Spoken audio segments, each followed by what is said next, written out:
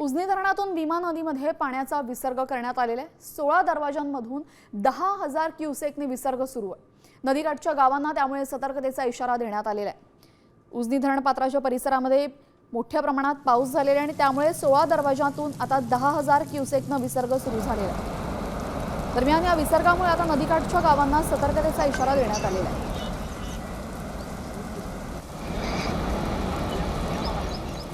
गेल्या 2 दिवसांपासून आपण पाहतोय पुण्यासह राज्यभरातील ठिकठिकाणी जोरदार पाऊस कोसळतोय।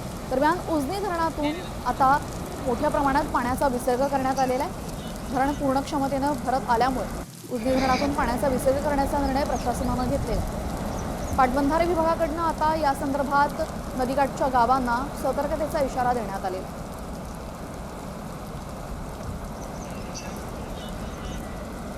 भीमा नदीमध्ये विसर्ग सुरू झालेला आहे, त्यामुळे नदीकाठच्या गावांना सतर्कतेचा इशारा प्रशासनाकडून देण्यात आलेला आहे। उजनी धरण क्षेत्रामध्ये जोरदार पाऊस कालपासून पडतोय, त्यामुळे जवळपास धरण पूर्ण क्षमतेने भरलेलं आहे आणि त्याचमुळे 16 दरवाजांमधून 10,000 क्युसेक हा विसर्ग सुरू करण्यात आलेला आहे।